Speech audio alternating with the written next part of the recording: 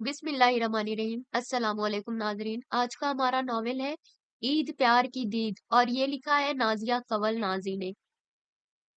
रात काफी ढल चुकी थी। करवट पे करवट बदलते अब वो थकने लगी थी। मारे प्यास के गला भी खुश्क हो रहा था, मगर अब्बा जी थे कि सोने का नाम नहीं ले रहे थे। उसने चोरी चोरी कनखियों से 2-3 बार उठकर देखा, वो जाग रहे थे। कभी खांसने की आवाज आ जाती थी। महानूर ने बेबसी से ऊपर तारों भरे आसमान की तरफ देखा और फिर शिकस्ता से अंदाज में सर तकिए पर गिरा लिया। तकिए के नीचे वाइब्रेशन पर सेट हुआ उसका सेल फिर बजने लगा था। अजान। अब्बा जी अभी जाग रहे हैं, मैं तुमसे अभी बात नहीं कर सकती। जाने ऐसी कौन सी फिक्रें पाल रखी थी अब्बा ने कि उन्हें रात में नींद नहीं आती थी। करवट बदलकर मोबाइल की पैड पर तेजी से उंगलियां चलाते हुए उसने लिखा था। जवाब में दूसरी तरफ से फौरन जवाब आ गया। तुम्हारी नीयत अगर ठीक है तो गुसलखाने में घुसकर भी बात कर सकती हो। अब्बा जी पीछे नहीं आ जाएंगे तुम्हारे। उसे मैसेज पढ़कर थोड़ी हंसी आई थी। पागल लड़के, तुम लंबी बात करोगे और यहाँ मैं अगर 10 मिनट में वापस नहीं आई तो कोई ना कोई मेरी खबर लेने को पीछे पहुंच जाएगा। तो ठीक है, फिर करो रेस्ट, मैं इंग्लैंड जा रहा हूँ। उसके मैसेज के जवाब में उसने फिर खफगी भरा मैसेज जड़ दिया था। नाचार इस बार उसे चारपाई से उठना ही पड़ा। मेहर और अम्मा रोज के मामूल के मुताबिक नमाज़े इशा की अदायगी के बाद सुकून की नींद सो रही थी।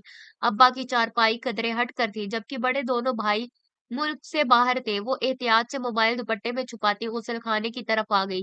हाँ, अब बोलो क्या मसला है? गुसलखाने में घुसते ही उसने खुद अजान को कॉल की थी, जिसे उसने फौरन पिक कर लिया था। मसले से अनजान तो नहीं हो तुम। ये और बात है कि जानबूझकर अनजान बनी रहो। बेखबर तो नहीं हूँ। जितने तुम परेशान हो उतनी ही मैं परेशान हूँ, मगर समझ में नहीं आ रहा कि क्या करूँ। उसने अपनी आवाज धीमी ही रखी थी। दूसरी तरफ अजान ने गहरी सांस भरी।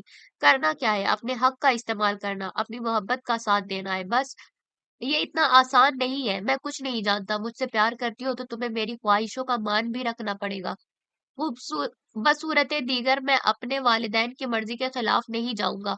अगर तुम्हें तुम्हारे वालिदैन का ख्याल है तो फिर मुझे भी अपने वालिदैन की खुशी का ख्याल करना पड़ेगा।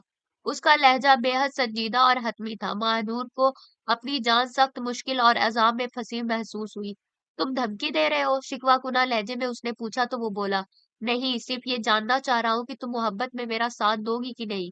ओ माय गॉड, तुम्हें ये क्यों लगता है कि मैं तुमसे मोहब्बत नहीं करती? अब की उसने दुहाई दी थी। जब वो बोला, मोहब्बत करती हो तो फिर कल मिलने घर आ जाना। अम्मी आजकल घर पर ज्यादा नहीं टिकती। इकट्ठा बैठकर इस मसले का कोई हल तलाश करने की कोशिश करते हैं। ओके, अचानक ही हथियार फेंकते हुए उसने कहा और कॉल डिस्कनेक्ट करके अपना पसीना पसीना वजूद लिए वो उस लखाने से निकल आई। अजीब मुसीबत है ये मोहब्बत भी, समझ में नहीं आ रहा क्या करूं। सहन में लगे हैंडपंप से चंद छींटे मुंह पर मारते हुए वो बड़बड़ाई थी और फिर फज्र की अजान तक नींद उसकी आंखों से रूठी ही रही थी। अजान के साथ उसका अफेयर कुछ ज्यादा पुराना नहीं था। अभी 3-4 माह कबल वो अपनी तालीम मुकम्मल करके इंग्लैंड से वापस लौटा था। उसकी आमद से कबल एक दो लड़कों के साथ, जिनमें उसके करीबी कजिन भी थे, महानूर की दोस्ती थी। घर में सबसे छोटी और दो भाइयों की इकलौती बहन होने की वजह से तो किसी ने उस पर बेजा सख्ती की थी न रोक टोक से वो काम लिया था। नतीजतन इस लाड प्यार और अहमियत का भरपूर फायदा उठाते हुए वो अच्छी खासी बिगड़ गई थी। सर पर दुपट्टा ओढ़े रखना तो उसे सिरे से पसंद ही नहीं था। उसके अलावा ऊंची आवाज में म्यूजिक सुनना, फिल्में देखना और दोस्तों से उधार लेकर इखलाक सोज रिसाले पढ़ना वक्त के साथ साथ उसने अपने मशागिल में शामिल कर लिया था। सकीना बेगम चूंकि उसकी सारी हरकतों से वाकिफ नहीं थी, फिर भी उसे समझाती रहती थी, अच्छाई बुराई में फर्क बताती रहती, मगर चूंकि हिदायत से दूर थी इसलिए एक कान से सुनकर दूसरे कान से उड़ा देती। अजान उसके बराबर वाले घर का मकीन था। उसके अब्बू आर्मी में आला ओहदे पर फायज थे, जबकि माँ किसी सोशल सोशल तंजीम से वाबस्ता थी। वो दो ही बहन भाई थे। वो बड़ा था और बहन उससे छोटी थी। उसके मशागिल में महानूर से कुछ कम नहीं थे। महानूर के भाई मुल्क से बाहर थे और माँ बाप को अपनी मसरूफियात में उसकी मसरूफियात पर तवज्जो करने की फुर्सत ही नहीं मिलती थी। लिहाजा वो भी अपनी आजादी से पूरा फायदा उठा रही थी। शुरू में जब अजान इंग्लैंड से आया था तो महानूर को लगता था जैसे वो मेहर में इंटरेस्टेड है। मेहर उसके अब्बू के बहुत करीबी दोस्त की बेटी थी, जो अपने गांव के नंबरदार थे, मगर वालिदैन के इकलौते बेटे होने की वजह से उनकी और उनकी बीवी की रहलत के बाद अपने दोस्त की आखिरी ख्वाहिश को मद्देनजर रखते हुए महानूर के अब्बू जनाब अजीज हसन साहब उसे अपने घर ले आए थे। और हकीकी मानों में उसकी आमद के बाद उनका घर जैसे वाकई घर बन गया था। अपने वालिदैन की मोहब्बतों में उसकी शराकत महानूर को एक आँख नहीं भाई थी, लिहाजा महर के साथ उसकी कम ही बनती थी। फिर दोनों की आदत, पसंद तो नापसंद और मिजाज भी गोया एक-दूसरे की ज़िद थे। महर मज़हबी थी और वो मॉडर्न। शुरू में अज़ान की दिलचस्पी महर में महसूस करके उसकी अदावत महर से और बढ़ गई थी। हालाँकि महर बहुत मजबूरी के अलावा कभी घर से कदम बाहर नहीं निकालती थी। जबकि अज़ान की पाकिस्तान आमद के बाद उसका ज़्यादा वक़्त ही उसके घर बसर होता था। सिर्फ़ अज़ान की निगाह में आने के लिए उसने उसकी बहन दुआ से दोस्ती भी गाँठ ली थी और अब उसे अपनी इन कोशिशों का समर मिल रहा था। पहली बार जब अज़ान ने उसकी राह रोकी, पहली बार जब वो उससे मुख़ातिब हुआ, पहली बार जब उसने उसके हुस्न के कसीदे पढ़े, पहली बार जब उसने उससे इज़हार-ए-मोहब्बत किया, वो सब लम्हे उसकी याददाश्त में हवा के किसी खुशगवार झोंके के मानिंद महफूज़ थे। वो ज़िंदगी से इतनी खुश थी कि उसके कदम ज़मीन पर नहीं लगते थे। उसके लिए ये फ़ख्र ही कम नहीं था कि अज़ान जैसा खूबसूरत, पढ़ा-लिखा, अमीर-कबीर बंदा उससे मोहब्बत करता है। एक मामूली स्कूल में स्कूल टीचर की बेटी से, जिसके दोनों भाई ताहाल बेरोज़गार थे। ख्वाब अगर सुनहरे हो तो किसी भी लड़की की कमज़ोरी होते हैं। उसे भी अज़ान सैयद के सुनहरे ख्वाबों ने बहुत कमज़ोर कर डाला था। वो जो अब तक नाज़ उठवाती आई थी, अब किसी के नाज़ उठा रही थी। घर में आजकल उसकी शादी पर बातचीत शुरू हो गई थी। अजीज साहब का इरादा उसे रुखसत करके जल्द बहर को अपनी बहू का रूप देने का था और आजकल चूंकि वो मुस्तकिल बीमार रहने लगे थे, तो उनकी ये ख्वाहिश और बढ़ गई थी। मगर अजान और महानूर को उनकी इस ख्वाहिश ने परेशान कर छोड़ा था। बहुत मोहतात और कमगो तबीयत की मालिक मेहर से उन दोनों की ये परेशानी पोशीदा नहीं थी। लिहाजा अपने तौर पर कई बार उसने महानूर को समझाने की कोशिश की, मगर हर बार उसे उसकी तरफ से मुँह की खानी पड़ी। रमज़ान का महीना आया और अपने पूरे अकीदत और एहतराम के साथ गुज़र भी गया था। अज़ीज़ साहब का इरादा ईद के फ़ौरी बाद बेटी को रुख़सत करने का था और इस सिलसिले में अपने एक बहुत ही करीबी दोस्त के होनहार लायक-फ़ायक बेटे के साथ उसकी निस्बत तय करने के साथ-साथ उन्होंने अपनी हैसियत के मुताबिक जहेज़ का बंदोबस्त भी कर लिया था। उनके दोस्त का बेटा भी हाल ही में दुबई से पाकिस्तान वापस लौटा था और उसने मंगनी से पहले महानूर की तस्वीर अच्छी तरह देखकर इस रिश्ते के लिए दिल से हामी भरी थी। ईद पर उसकी तरफ से महानूर के लिए बहुत सी कीमती गिफ्ट्स आए थे, मगर उसने आंख भर कर नहीं देखे। अजान उससे खफा था और उसकी जान जैसे सूली पर अटकी थी। ईद का खूबसूरत दिन भी उसी बेकली और उदासी में नजर हो गया था। वो बजिद थी कि अजान उसके लिए अपना प्रपोजल भिजवाए ताकि वो उसके हक में स्टैंड ले सके, मगर अजान की ये जिद थी कि वो पहले अपने घर वालों से बात करके ये रिश्ता खत्म करे, फिर वो अपने वालिदैन को उसके घर भेजेगा। दोनों अपनी जिद पर अड़े थे कि ईद भी गुजर गई और घर में महानूर की शादी की तैयारी भी शुरू हो गई, जिस पर वो अज़हद परेशान थी। माँ-बाप से तो खैर वो कभी नहीं डरी थी, मगर बड़े दोनों भाइयों से ज़रूर डरती थी। उन्हीं का डर था कि वो अपनी मोहब्बत के लिए घर में किसी के सामने ज़बान नहीं खोल सकती थी। दिन यूँ ही गुज़र गए थे और बिलाखिर वो दिन आ पहुँचा था जब उसे किसी और के नाम से मंसूब होकर हमेशा-हमेशा के लिए अपने महबूब से जुदा हो जाना था, जो उसे किसी तौर गँवारा नहीं था। वो अब भी दुखी दिल के साथ मुसलसल उससे राब्ते की कोशिश में थी कि बिलाखिर पिछले 15 रोज़ से मुसलसल ऑफ उसका सेल ऑन हो गया और कतई गैर मुतवक्को तौर पर उसने महानूर की कॉल पिक कर ली, जो इस वक़्त सर दर्द का बहाना करके बमुश्किल अपने कमरे में आराम की गर्ज से तन्हा हुई थी। 15 दिन के बाद अपने सेल पर अज़ान की आवाज़ सुनते ही वो फूट-फूट कर रो पड़ी थी। जब वो बोला, "अब रो क्यों रही हो? तुम्हें तो खुश होना चाहिए, तुम्हारी शादी हो रही है। अज़ान प्लीज़ मत करो मेरे साथ ऐसे, मैं तुम्हारे बगैर नहीं रह सकती।" बकवास करती हो तुम, इतनी मोहब्बत होती मुझसे तो आज यूँ बारात दरवाज़े पर ना होती तुम्हारे। कितनी मिन्नत की थी उस रोज़ की सिर्फ़ थोड़ी देर के लिए घर मिलने आ जाओ। मिल बैठकर इस मसले का कोई हल निकालते हैं, मगर तुम्हें मेरा ख़्याल हो तब ना, वो शिकवा कर रहा था। महानूर तड़प उठी। नहीं, इतना बड़ा इल्ज़ाम मत दो, मैं आई थी उस रोज़ शाम में तुम्हारे घर, मगर आंटी ने कहा कि तुम घर पर नहीं हो, तुम्हारी घर वापसी भी कन्फ़र्म नहीं थी, लिहाज़ा मैं वापस चली आई। और क्या करती? तुम कुछ नहीं कर सकती, सिर्फ़ रो सकती हो। अब रो बैठकर। वो चिढ़ा था जब वो बोली, "नहीं, मेरा दिल कट रहा है अज़ान, प्लीज़ कुछ करो, मैं ये शादी नहीं कर सकती। शट अप, बारात दरवाज़े पर है, आ गई है और अब तुम्हें ख़्याल आया है कि तुम ये शादी नहीं कर सकती।" उसके लहजे में दुरुस्तगी थी। महानूर और शिद्दत से रो दी, "तुम्हें क्या हो गया है अज़ान? मेरी पोज़ीशन समझने की कोशिश क्यों नहीं कर रहे तुम? सब समझता हूँ मैं, मुझसे मोहब्बत जस्ट फ़रेब था तुम्हारा। नहीं, खुदा गवाह है, मैं तुम्हें दिल की गहराइयों से चाहती हूँ, ओके? अगर ऐसा है तो फिर किसी भी तरह अपनी छत से मेरी छत पर आ जाओ। इस तरह की किसी को हल्का-सा शक भी ना हो। हम अभी और इसी वक्त इस शहर से दूर चले जाएंगे। मैं खुद तुम्हारे बगैर नहीं जी सकता महानूर। उसके मचलते लहजे के जवाब में वो गंभीरता से बोला तो महानूर का दिल धड़क उठा। नहीं अजान, ये कैसे हो सकता है? क्यों नहीं हो सकता? मुझसे मोहब्बत करती हो तो तुम्हें इतनी तो जुर्रत करनी होगी। जंग और मोहब्बत में सब जायज है। बस सूरत दीगर भूल जाना, कभी कोई अजान तुम्हारी जिंदगी में आया था। सिर्फ 15 मिनट है तुम्हारे पास।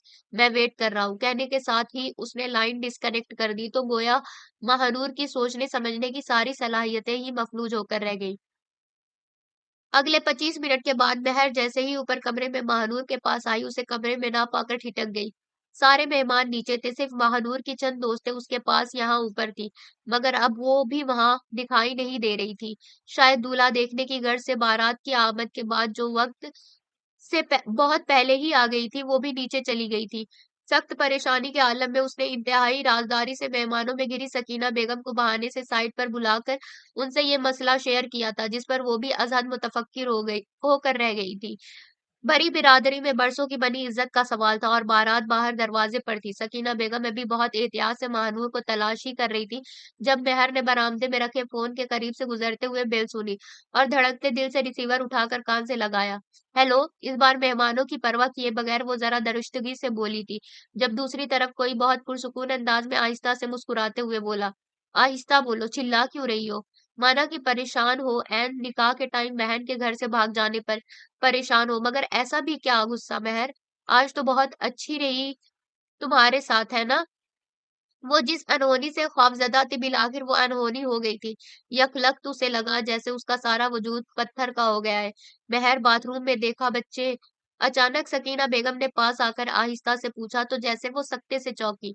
नहीं, वो चली गई है आंटी, इस घर में फिर कभी ना आने के लिए चली गई है वो। आंसुओं से भरी आंखें उनके सुते हुए चेहरे पर टिकाकर उसने कहा तो सकीना बेगम के आसाब पर गोया बिजलियां गिर पड़ी। कभी कभी जिंदगी बिना तैयारी के बहुत मुश्किल इम्तिहान लेती है और इस घड़ी इस ममता के लिए भी जिंदगी ने ऐसा ही कठिन इम्तिहान सामने ला खड़ा किया था। पिछले 2 साल में पहली बार मेहर ने इस मेहरबान मुशफ़िक़ औरत को इस दर्जा बेबसो गमगीन देखा था और उसके दिल से महानूर के लिए बहुत सी बद्दुआएं एक साथ निकली थी। मैं अपनी आँखों के ख्वाब लिखूँ, शराब लिखूँ या ज़िंदगी का वो बाब लिखूँ, वो बाब जिसमें हकीकतें हों, सदाकतें हों, वो बाब जिसमें वो ख्वाब मेरे शराब बन के बिखर गए हों। वो ख्वाब मैंने न जाने कितनी रियाज़तों से सजा रखे थे, मैं ज़िंदगी की उलझनों में कुछ इस तरह से उलझ गया हूँ कि लम्हा-लम्हा वजूद मेरा सुलग रहा है। मैं अपनी जानिब नज़र उठा के जो देखता हूँ, तो सोचता हूँ, ये अजनबी कोई और होगा, ये मैं नहीं हूँ। तमाम ज़रूरी रसूम की अदायगी के बाद जिस वक़्त वो अपने मिजाजी खुदा की खुशबुओं से महकते कमरे में आई, उसका दिल चाहा वो अपने नसीब के लिखे पर फूट-फूट कर रोए। जो बात उसने सोची भी नहीं थी, वो अनहोनी की सूरत हो गई थी और अब आगे न जाने क्या होने वाला था। उसका दिल बहुत तेज़ी से धड़क रहा था। अभी तक वो सर झुकाए घूंघट की ओट में बैठी रही थी, मगर अब घूंघट की ओट में छुपे बैठे रहना मुमकिन नहीं था। गुज़रते हर पल के साथ उसकी धड़कनों का शोर बढ़ता जा रहा था। ऐन उसी पल कमरे का दरवाज़ा खुला था और कोई खुशबुओं में महकता उस कमरे में दाखिल हुआ था कि जिसमें वो पूरे हार-सिंगार के साथ दुल्हन बनी बैठी थी। उसका मिजाजी खुदा अब उसके बहुत करीब बेड पर उसके सामने ही टिक गया था। महर के रोशन पेशानी पसीने के कतरों से दमक उठी। अस्सलामु अलैकुम। नौवारिद के मलबूस से उठती खुशबू जितनी मदहोश कुन थी, उतनी ही उसके लहजे में चाशनी थी। वो महज सर के इशारे से उसे सलाम का जवाब दे सकी थी, जिसके जवाब में वो अकीदत से उसका हाथ थामते हुए बोला था। सलाम का जवाब तो आवाज़ बुलंद दे दो यार, इतनी शर्मीली दुल्हन ज़िंदगी में पहली बार देख रहा हूँ। महर को एतराफ़ करना पड़ा था कि उसकी आवाज़ भी उसकी शख्सियत के मानिंद बेहद खूबसूरत थी। वो अपनी जगह चोर-सी बनी बैठी रही।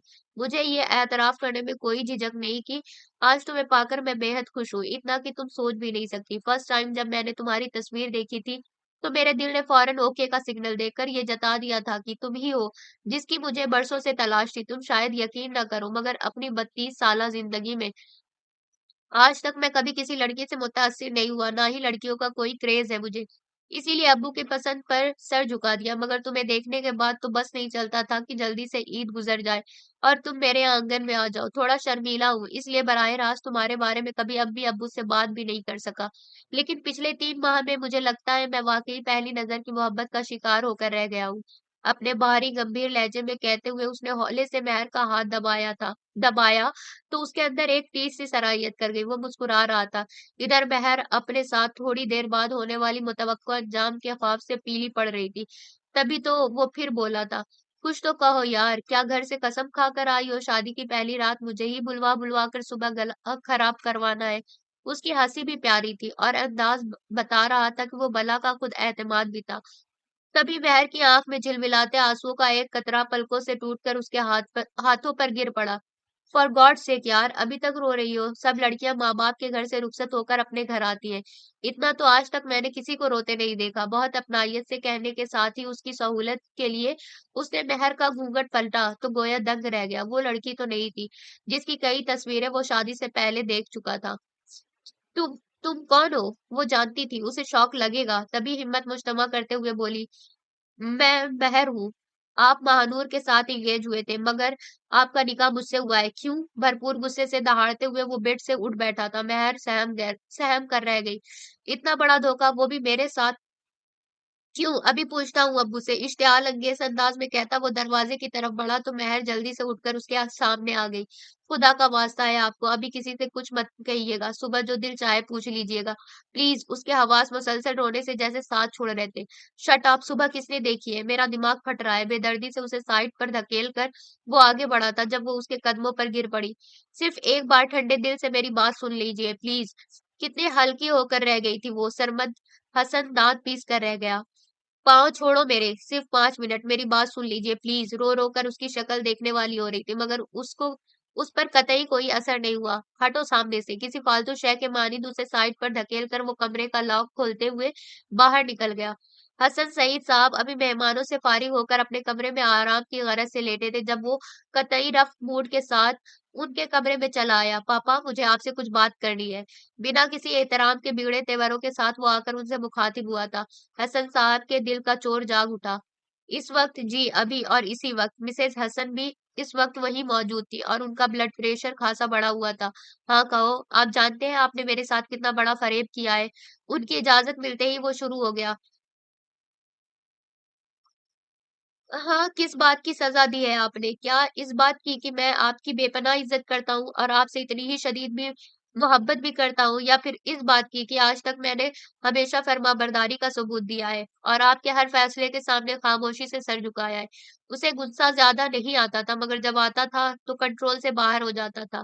हसन साहब की समझ में नहीं आ रहा था कि वो इस वक्त उससे क्या कहे। किसी बात की सजा नहीं मिली तुम्हें, बात इज्जत पर आ गई थी और मैं भरे मजमे में अजीज की इज्जत का तमाशा नहीं देख सकता था। बकवास है सब। मैं अभी और इसी वक्त उस लड़की को फारिग कर रहा हूँ। गुस्से की शिद्दत के बायस उसके हाथ कपकपा रहे थे। हसन साहब का दिल जैसे चंद लम्हे के लिए रुक सा गया। दोस्त की जिस इज्जत का भरम रखने के लिए उन्होंने बीवी और बेटे की मर्जी के खिलाफ इतना बड़ा कदम उठाया, अब वही इज्जत फिर से दांव पर लगती महसूस हो रही थी। पीछे पलटकर किसी कद्र दुख के साथ उन्होंने अपने होनहार बेटे की तरफ देखा था, फिर ठहरे हुए सर्द लहजे में बोले, ठीक है, अपनी माँ के कागजात भी साथ ही बनवा लेना। अपनी बात मुकम्मल करते ही वो वॉशरूम में घुस गए थे, जबकि सरबत उनकी इतनी बड़ी बात पर जैसे पथरा कर रह गया। आपने सुना अम्मी अब्बू क्या कह गए हैं? हाँ, अंधा कर दिया है इस मनहूस लड़की के उद्दंड घर वालों ने तुम्हारे बाप को। तुमसे पहले मेरे एहतजाज पर मुझे भी यही धमकी दे चुके हैं।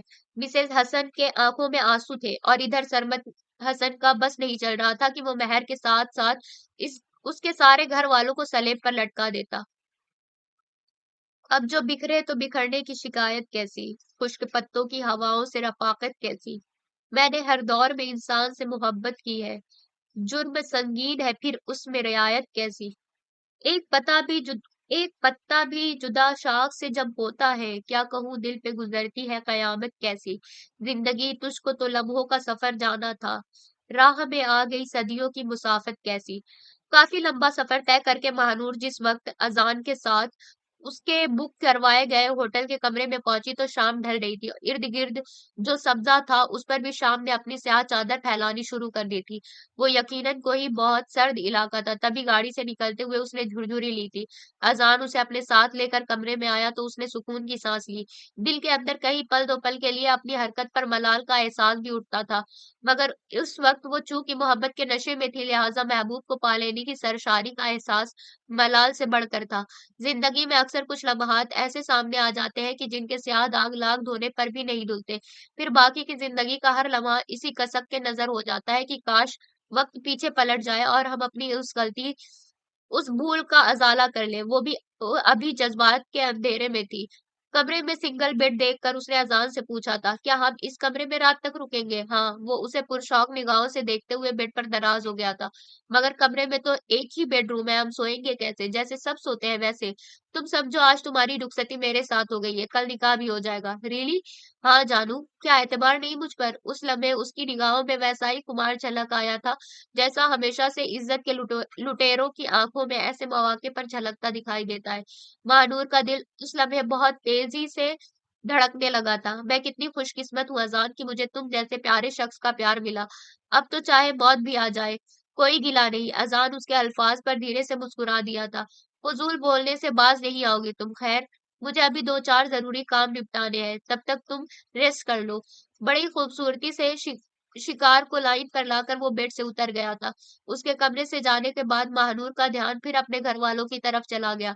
उसे पूरा यकीन था अब अगर वो अपने भाइयों की नज़र में आ गई तो वो लोग उसे सांस लेने का मौका दिए बगैर मौत के घाट उतार देंगे और ये तस्वुर ही इतना खौफनाक था कि मज़ीद कुछ सोचे बगैर बेड पर लेट गई। लंबे सफर की थकान और मौसम में खुनकी के एहसास ने टेंशन के बावजूद उसे नींद की वादी में धकेल दिया था। जाने कितनी देर वो पुरसुकून नींद के हिसार में रही थी कि अचानक उसकी आंख खुल गई। कमरे में नाइट बल्ब की मध्यम रोशनी ने अजीब सा फुसू बिखेर रखा था और उसके पहलू में लेटा अजान इस वक्त उसे अपनी तरफ खींच रहा था। उसके हवास पल में बेदार हुए थे। अजान मध्यम रोशनी में आंखें फाड़ कर उसने अजान का चेहरा तलाशना चाहा था जब वो जज्बात से मगलूब था। घी आग के पास था, लिहाजा ये कैसे मुमकिन था कि ना पिघलता? नहीं, ये गलत है। उसके मजबूत हिज़ार में फरार की बड़ी कमज़ोर सी कोशिश करते हुए उसने अपनी निस्वानियत का भरम रखने की हल्की सी कोशिश की थी, मगर अज़ान ने जैसे सुना ही नहीं। ओह कम ऑन यार, तुमने सुना नहीं मोहब्बत और जंग में सब जायज़ होता है। कितनी ख्वाहिश थी इस दिन की, आज किस्मत ने हमें मिला दिया है, तो प्लीज़ मेरे जज़्बात पर बंद मत बाँधो। वो खिलाड़ी था और उसे अपने शिकार को काबू में करने के सारे तरीके अज़बर थे।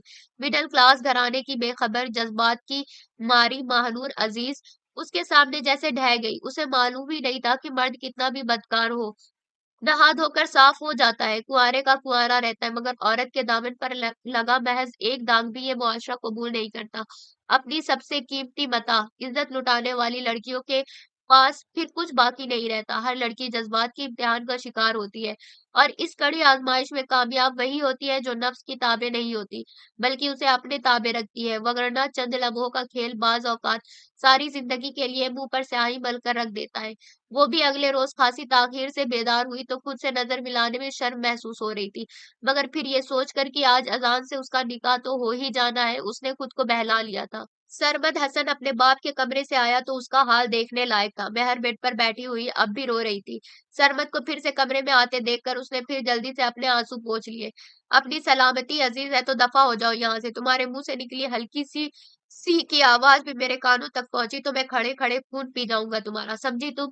उसे लग रहा था जैसे ज़ब्त की कोशिश में वो अपनी शरियानों को कोई नुकसान पहुँचा बैठेगा। महर पहली बार किसी मर्द का ऐसा रूप देख रही थी। नफ़रत करता हूँ मैं तुमसे, सुना तुमने? तुम जैसी 2 कौड़ी की ज़बरदस्ती गले पड़ने वाली फ़ुज़ूल लड़कियों से शदीद घिन आती है मुझे। और तुम ख्वाब देखने चली हो इस घर की बहू बनने के? तुम जैसी मामूली शक्ल और सूरत की हामिल सस्ती लड़कियों को अपने घर मुलाज़िम नहीं रखता मैं, फिर तुम्हें बीवी कैसे तस्लीम कर सकता हूँ?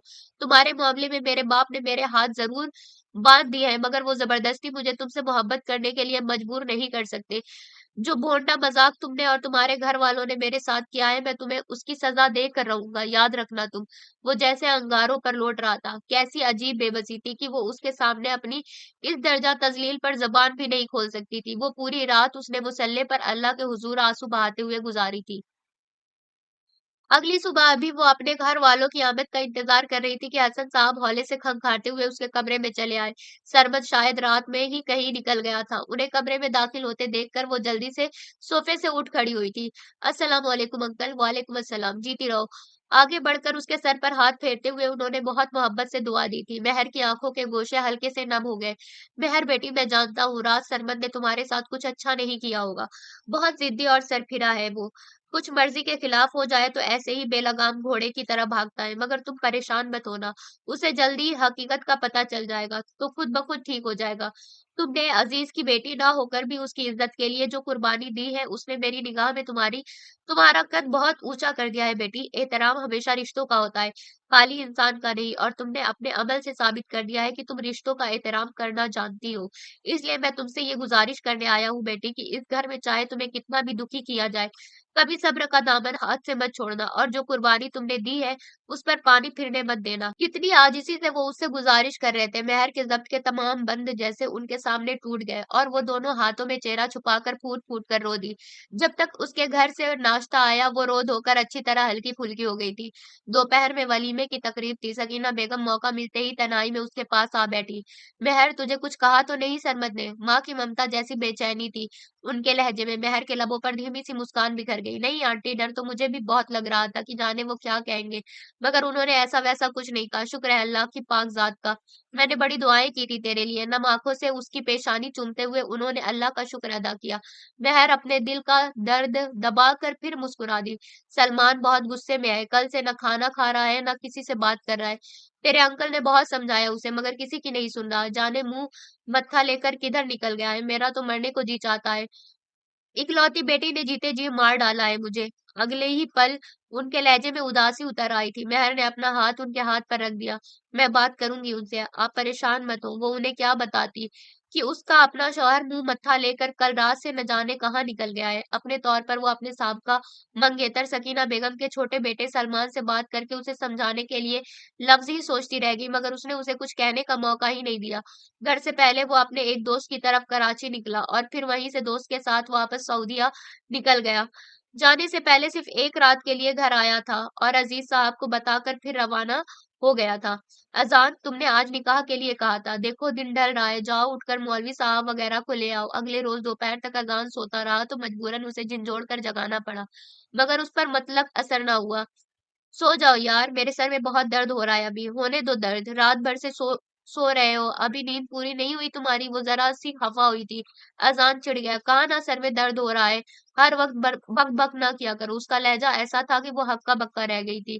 ये तुम किस लहजे में बात कर रहे हो मुझसे? मोहब्बत के खेल में जब एतबार को धचका लगता है तो दिल की कैफियत देखने वाली होती है। अजान अब उसके अल्फाज पर भिन्ना कर उठ बैठा था। क्या तकलीफ, क्या तकलीफ क्या है तुम्हें? किस लहजे में बात कर रहे हो? किस लहजे में बात करूं तुमसे? जो लड़की सिर्फ अपनी अय्याशी के लिए वालिदैन की इज्जत पांव तले रौंद कर घर की चार दीवारी फलांग आए, उसके साथ ऐसे ही लहजे में बात की जाती है। कितनी आसानी से उसकी मोहब्बत को अय्याशी का नाम दे दिया था उसने। वो तो हैरानी से टुकर-टुकर उसका मुँह ही देखती रह गई। जितनी तुम मासूम बनने की कोशिश करती हो, उतनी सीधी हो नहीं। अब वो 20 साल पहले का ज़माना नहीं रहा कि ज़बरदस्ती किसी भी लड़की की इज़्ज़त के साथ खेल लिया जाए। आजकल की लड़कियाँ मुकम्मल बाशऊर, बाइख्तियार और होशियार हैं। सारा पता है उन्हें कि कोई लड़का जब उनकी इज़्ज़त को साइड पर रखकर अपने मुफ़ाद की बात कर रहा है, तो वो मोहब्बत नहीं कर रहा, जज़्बात से खेल रहा है। फिर भी जानबूझकर सिर्फ़ अपने जज़्बात की आग बुझाने के लिए लड़कियाँ खुद लड़कों की हौसला अफ़ज़ाई करती है, जैसे कि तुम आज तक मेरी करती रही हो। वो अपनी जिन अदाओं को उसके नाज़ उठाना समझती रही थी, वो ही अदाएँ उसके नज़दीक कितनी गलत थी, ये उस पर अब खुल रहा खुल रहा था। महानूर को लगा जैसे यकलख्त वो सारी दुनिया के सामने बरहना हो गई हो। कोई प्यार-व्यार नहीं करता मैं तुमसे, सिर्फ़ बदला लेना था तुम्हारी उस मेहर बीबी से जिसने मेरी जुर्रत पर तमाचा मारा था मेरे मुँह पर। जाकर बता देना उसे कितनी पावर है मुझ में। घटिया मोहब्बत के चेहरे से जब नकाब उतरता है तो चाहने वाला पाताल की अथाह गहराइयों में जा गिरता है। उसे भी यही लगा था कि वो बुलंदी से पस्ती पर गिरकर पाश-पाश हो गई हो। Shut up, just shut up. तुम क्या समझ रहे हो? तुम मेरी मोहब्बत की तौहीन करोगे और मैं चुपचाप ये ज़ुल्म बर्दाश्त कर लूँगी? मेरी अय्याशी की सज़ा मौत है, तो फिर तुम क्यों बचो? तुमने भी अय्याशी की है, तुम्हें भी उतनी ही सज़ा मिलनी चाहिए जितनी कि मुझे। मैं वापस जाऊँगी, मगर अपने घर नहीं, तुम्हारे घर, और बताऊँगी तुम्हारी माँ को कि सारी दुनिया के लिए भलाई के ठेके लेने वाली का अपना बेटा क्या करतूत करता फिरता है।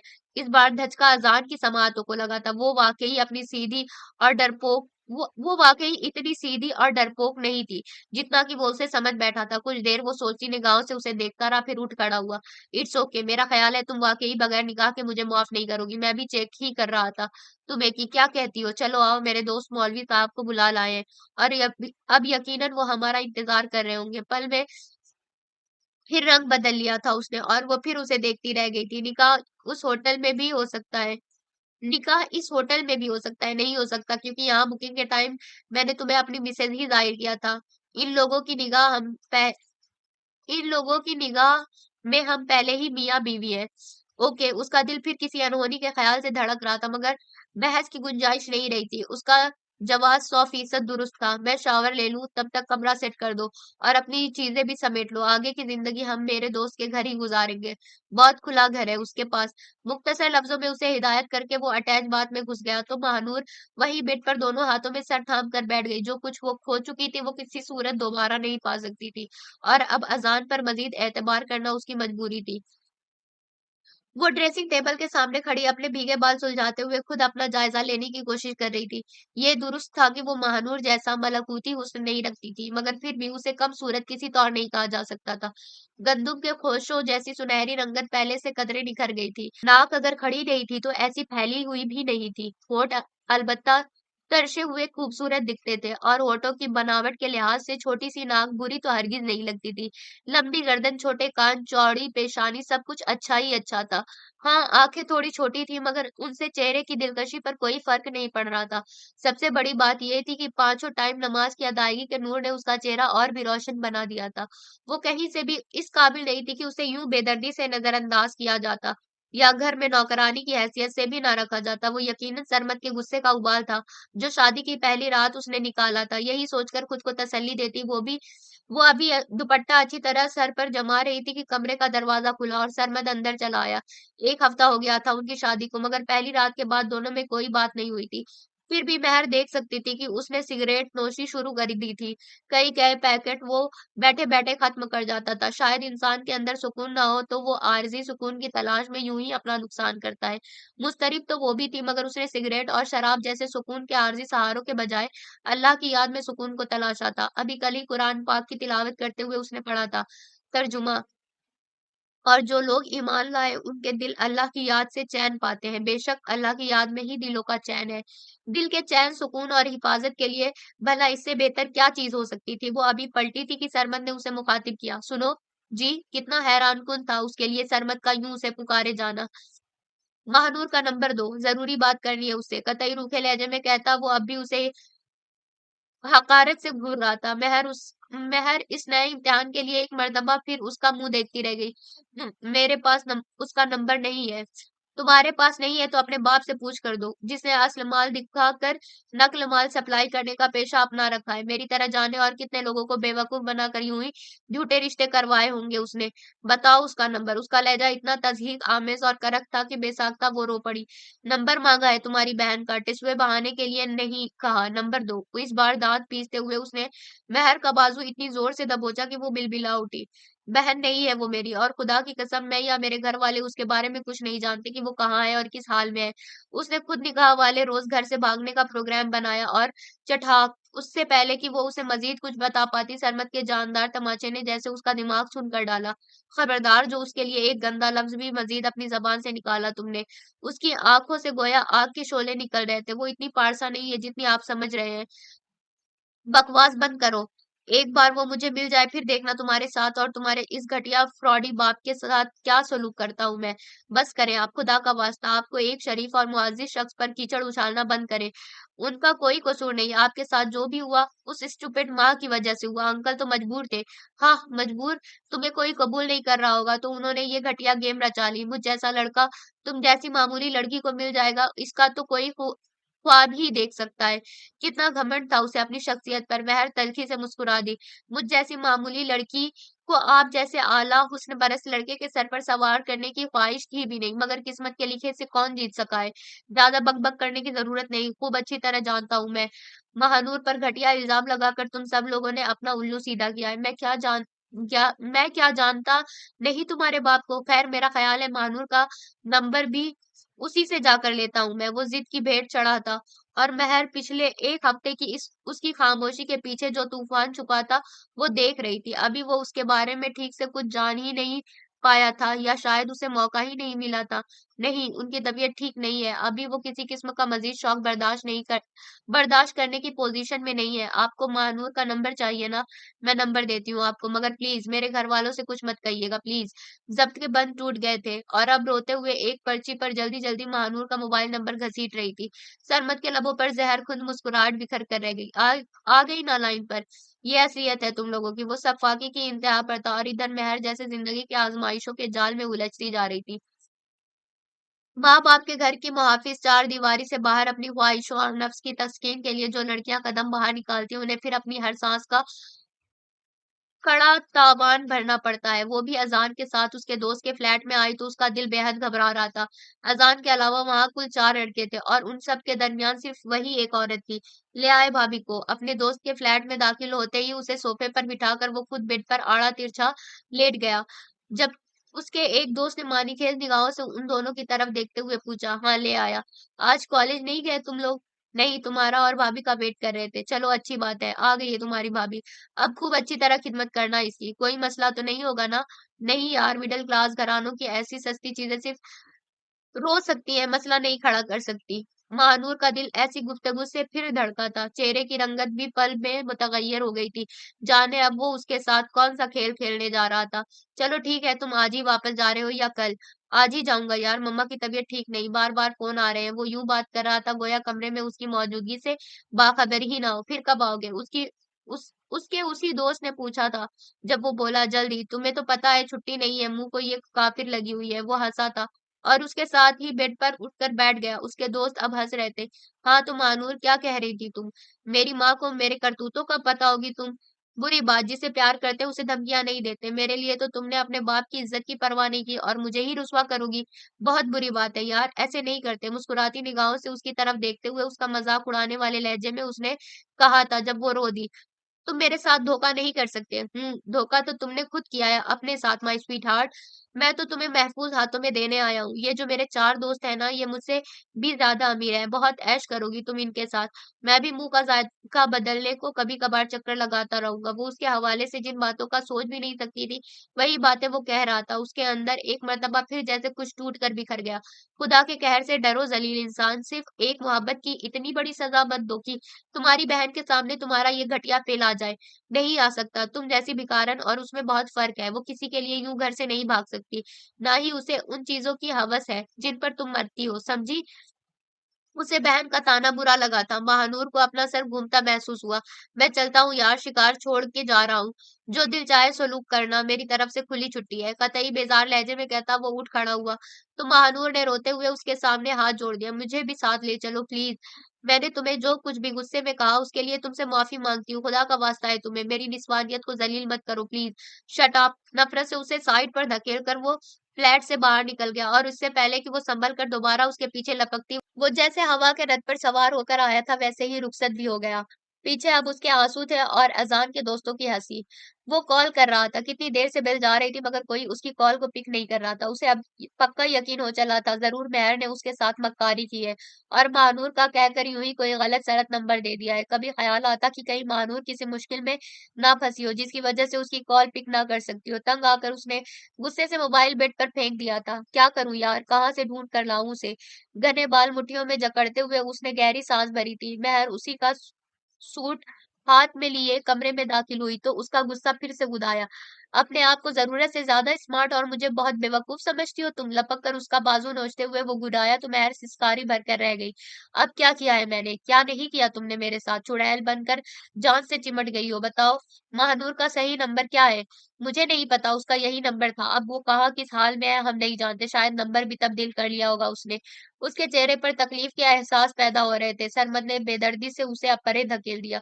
सब कुछ पता है तुम्हें, सिर्फ ड्रामा कर रहे हो तुम लोग और कुछ नहीं। मगर याद रखो, मैं उसे ढूँढ कर रहूँगा। तुम लोग सोच भी नहीं सकते कि मैं उससे कितनी मोहब्बत करता हूँ। अभी वो शायद कुछ और भी कहता मगर उसका सिर जैसे उसने गुस्से में बेड पर फेंक दिया था, फिर से बजना शुरू हो गया था। वो उसे छोड़कर बेड की तरफ आया और सेल उठाकर देखा तो महानूर के नंबर से ही कॉल आ रही थी। हेलो। उसकी कॉल पिक करते ही महानूर की आवाज उसकी समातों से टकराई थी। जी महानूर। जी आप कौन? सरमत बोल रहा हूँ। आप कहाँ हैं? उसका दिल उस लम्हे बहुत तेजी से धड़क रहा था। कौन सरमत? दूसरी जानिब से वो यूं पूछ रही थी गोया कुछ जानती ही ना हो, जिसके साथ आप इंगेज हुई थी और बहन को रुखसत कर दिया। क्यों किया आपने मेरे साथ ऐसा? ओ शट अप। वो परेशान भी थी और कदरे जुझलाहट का शिकार भी थी। सरमत चुप का चुप रह गया। इतने में कॉल डिस्कनेक्ट हो गई। उसने दोबारा कॉल बैक की तो नंबर ऑफ मिला। वो सिल जेब में डालकर खामोशी से कमरे से बाहर निकल गया। इश्क सलेब जो भी चढ़िया ईसा बन के लथा। उसने सिर्फ मोहब्बत की थी। उस मोहब्बत ने उसे ना दुनिया का रहने दिया था ना आखिरत का। अजान के चारों दोस्तों ने उसे अपनी मिल्कियत समझ लिया था और अब वो उनके हाथों में खिलौना बनकर रह गई थी। उसका सेल फोन उसके पास था, मगर अब वो किसी से राब्ता करती तो क्या कहती? सब कुछ अपने हाथों से गंवा बैठी थी। रोज एक नया इम्तिहान, नई अजियत उसकी मुंतजिर होती। अजान के जिस दोस्त का फ्लैट था उसने मुसलमानियत को साइड में रखकर उसे अपने लिए सोने की चिड़िया बना लिया था। हर दूसरे तीसरे रोज किसी न किसी अमीर कबीर रईसजादे को घर घेर कर ले आता और उसे चारे के तौर पर पेश कर देता। जानवरों से बदतर गुनाह की जिंदगी जीते जीते अब उसका दिल जैसे खुद से भी ऊब गया था। कोई लम्हा ऐसा मुयस्सर नहीं था जब वो होशो हवास की हालत में अकेली फ्लैट में रह जाती। अपनी ज़रूरत पूरी करने के बाद वो लोग उसे नशे का टीका लगाकर गहरी नींद सुला देते थे। जिस वक़्त सरमद ने उसे कॉल की थी, उस वक़्त भी वो नींद में धुत पड़ी थी और मोबाइल उसके पर्स में ही मौजूद था। महज़ एक शख्स के फ़रेब ने दुनिया के हर फर्द से नफ़रत करवा दी थी उसे। यही वजह थी कि वो सरमद की मुकम्मल बात नहीं सुन सकी। ताहम वो उसके इस सलूक पर जैसे ज़िद में आ गया था। महर और सरमद की शादी को पूरे 2 माह हो गए थे और इन 2 माह में उसने अपने ससुराल को अपना ही घर समझ कर क्या से क्या बना डाला था। वो लॉन जो सईद साहब की बीमारी के बाद उजड़ने लगा था, अब महर की तवज्जो और मेहनत से फिर शादाब होने लगा। आस-पड़ोस से भी उसने बहुत जल्द बहुत अच्छे मुरासिम कायम कर लिए थे। मिसेस सईद और खुद सरमद ने उन 2 माह में अपनी नफ़रत का गुबार निकालने के लिए उसे बेइज्जत और दुखी करने का कोई मौका हाथ से जाने ना दिया था। बात-बात पर तंज़ करना और उसके हर काम और बात में कीड़े निकालना उन्होंने गोया फ़र्ज़ कर लिया था। उस रोज वो शाम डले लॉन में बैठा बार-बार महानूर को कॉल करने का सोच रहा था कि मिसेस सईद वहां चली आई।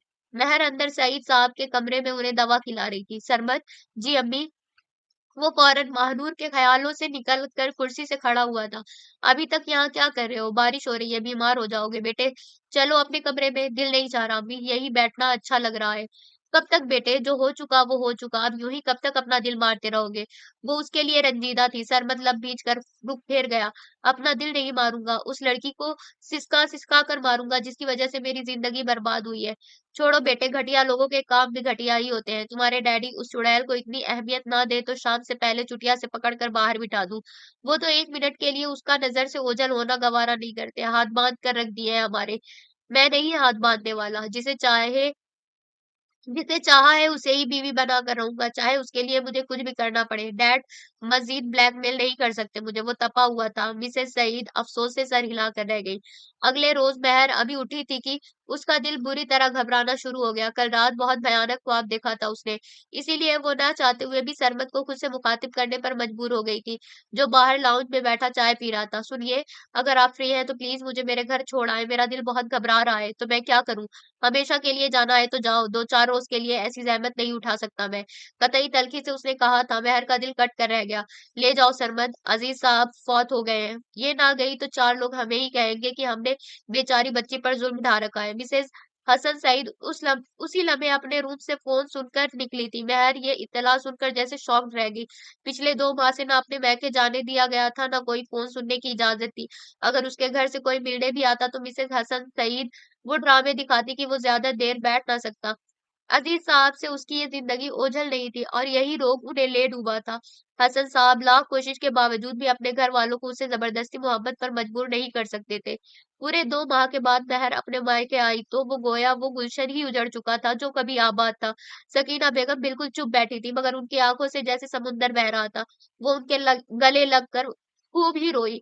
सऊदीया से सलमान का फ़ोन भी आया था और वो बहुत रो रहा था। मेहर का इरादा 40वें तक वहीं कयाम का था कि अचानक हसन सईद पढ़ने वाले फालिज के अटैक ने उसे मजबूरन फिर से उसी ज़िंदगी में ला फेंका, जहाँ रहकर वो ज़िंदगी जैसी अनमोल नेमत को तरस गई थी। मिसेज़ हसन की अब भी वही मसरूफियत, वही नखरे थे। शाम में सरमद से उसकी मुठभेड़ हुई तो वो तंज़ करने से बाज़ नहीं आया। "फिर आ गई तुम? उस घर के अलावा और कहीं सुकून नहीं मिलता तुम्हें?" उसे दुःख हुआ था मगर वो चुप रही। तकदीर ने कुछ कहने के लिए छोड़ा ही नहीं था उसके पास। हसन साहब अब मुकम्मल तौर पर उसकी ज़िम्मेदारी बन गए थे। मिसेज़ हसन आराम से नींद की गोली लेकर सोती रहती और वो शदीद थकन के बावजूद रात में कई-कई बार उठकर उन्हें सँभालती। सरमद ने जब उसकी इस कदर मसरूफ़ियत देखी तो टॉर्चर करने का एक नया बेहुदा प्लान आ गया उसके दिमाग में। अब तक अपने ख़्याल में वो खुद ही अंदर से जल रहा था, अब उसे जलाने का मंसूबा बना लिया उसने और वो यूँ कि जब वो थकन से चूर होती, वो ज़बरदस्ती उसे अपने कमरे में तलब कर लेता। वो लाख मिन्नत करती, अपनी मजबूरी बताती मगर वो सुनी-अनसुनी करके उल्टा उसे 1-2 हाथ लगाकर चुप करवा देता। रोज़ की ज़हनी और जिस्मानी थकन ने उसकी सारी सेहत तबाह कर डाली थी मगर सरमद को उसकी परवाह नहीं थी। उसे अज़ियत और मुश्किल में देखकर ही वो लुत्फ़ महसूस कर रहा था और अब पछता रहा था कि वो 2 माह कब्ल खेल क्यों नहीं शुरू कर दिया। इधर रोज़ महानूर से राब्ते की उस कोशिश भी बढ़ती जा रही थी। और एक रोज़ महानूर ने बिलाखिर उसे अपना एड्रेस समझाकर खाने पर बुला लिया था। उस रोज़ वो इतना खुश था गोया क़ारून का ख़ज़ाना मिल गया हो। वो कराची में था जबकि महानूर के बताए गए एड्रेस के मुताबिक वो इस्लामाबाद में थी। पूरी रात करवट पर करवट बदल कर आँखों में काटने के बाद सुबह वो उसकी तरफ रवाना हुआ ही चाहता था कि उसका अज़ीज़ जान दोस्त अली आ गया जो अरसा दराज़ से इंग्लैंड में मुक़ीम था। और आया भी अकेला नहीं था, उसकी मिसेज़ भी साथ थी और आमद का मकसद हसन साहब की खबरगीरी थी। उसका दिल कतई गलत वक़्त पर अली की आमद से जी भरकर मकदर हुआ था। दोस्ती का मामला था लिहाज़ा वो उसे छोड़कर या कोई बहाना करके भी नहीं जा सकता था। मिसेज़ हसन पार्लर गई हुई थी और महर लॉन में पौधों के साथ मसरूफ़ थी, वही उन्हें अंदर भी लाई थी। सरमद की निगाह जूँ ही उस पर पड़ी वो दाँत पीस कर रह जाता। सरमद भाई वाइफ बहुत अच्छी मिली है आपको। ज़रूर आपने उन्हें पाने के लिए कोई ख़ास वज़ीफ़ा किया होगा। वो लाउंज में अली के साथ ही बातों में मसरूफ़ था जब ट्रॉली घसीट कर लाती हुई महर पर एक निगाह डालकर उसकी बीवी ने शोखी से कहा जवाबन वो महर को घूर कर रह गया। नहीं, नहीं तो फिर ज़रूर कोई बहुत बड़ी नेकी की होगी आपने। जी नहीं, किसी नेकी के सदक़े मिलनी होती तो वही परी मिलती जिसे दुआओं में रब से माँगा था। ऐसी चीज़ें तो बस यूँ ही ज़बरदस्ती गले पड़ जाती हैं। वो संजीदा था मगर अली की वाइफ़ उसे उसका जोक समझते हुए हँस दी। नाशुक्रे हैं आप मर्द और कुछ नहीं, किसे माँगा था रब से? अली ने उसकी बात पकड़ते हुए नुक्ता उठाया था। जब वो बोला, है एक परी पैकर चेहरा, जल्द मिलवाऊँगा तुम्हें, फिर देखना रश्क करोगे मेरे नसीब पर, वो तो अब भी कर रहा हूँ। और जहाँ तक मेरा ख़्याल है तुम इंतहाई बेवकूफ़, ज़ालिम और नाशुक्रे इंसान हो। एक नज़र महर के धुआँ-धुआँ चेहरे पर डालने के बाद अली ने उसे डाँटा था, जो अब जवाब में वो बेपरवाही से टी ट्रॉली पर रखे लवाज़मात उठा-उठा कर उन दोनों को पेश करने लगा। अली और उसकी वाइफ़ थोड़ी देर मज़ीद हसन साहब के पास ठहरने के बाद रुखसत हो गए, तो वो भी जल्दी से घर से निकल आया। अली की बातें उसके ज़हन में हथौड़े की तरह लग रही थी। उस रोज़ संडे था और इस बार जो शख्स उसके वजूद की कीमत चुकाने आया था, उसे महानूर बहुत अच्छी तरह जानती थी। उसके वहमो-गुमान में भी नहीं था कि वो शख्स उससे यूँ बाज़-परस के लिए वहाँ तक आ जाएगा। उसे जाने क्या कहे जा रहा था और वो बिल्कुल चुप बैठी सर झुकाए सुनती जा रही थी। वो गरज-बरस कर चुप हो गया तो उसने ज़बान खोलने की हिम्मत की। अपने बेटे के करतूतों का पता चल गया ना आपको? आप फिर भी मुझे उसके बराबर गुनाह में खड़ा करने की कोशिश कर रहे हैं। क्या कसूर था मेरा? सिर्फ़ यही कि मैंने उस पर एतबार किया था। बिल्कुल ऐसा ही एतबार जैसा इस उम्र में हर लड़की अपने महबूब लड़के पर करती है, ख्वाह वो अंदर से कितना ही घटिया और गिरा हुआ हो। लड़कियों के अंदर की सादगी और उजलापन होता है, जो उन्हें लड़कों के अंदर का मैल दिखाई नहीं देता। आप क्या जानते नहीं अपने घर वालों को आज तक कितनी खुशियाँ मिली हैं अपनी वाइफ से आपको। हर घड़ी दौलत और हुस्न के गुरूर ने उस औरत को कभी आपकी कद्र करने नहीं दी। बेटी की शादी मजबूरन ज़बरदस्ती इमरजेंसी में करनी पड़ी आपको, वगरना मेरी तरह घर से भागकर वो भी आपके नाम को 4 चाँद लगा देती और बेटा उसका तो काम ही अय्याशी है। कल आपने फ़ोन पर उसे अपने दोस्तों से बात करते सुना तो यहाँ मामले का पता लगाने आ गए। वो बहुत सी लड़कियाँ जो उसके हाथों बर्बाद होकर जाने कहाँ-कहाँ भटक रही हैं, उनका क्या करेंगे आप? कैसे इंसाफ दिलाएँगे उन्हें? मुसलसल रोने से उसका चेहरा सुर्ख हो रहा था।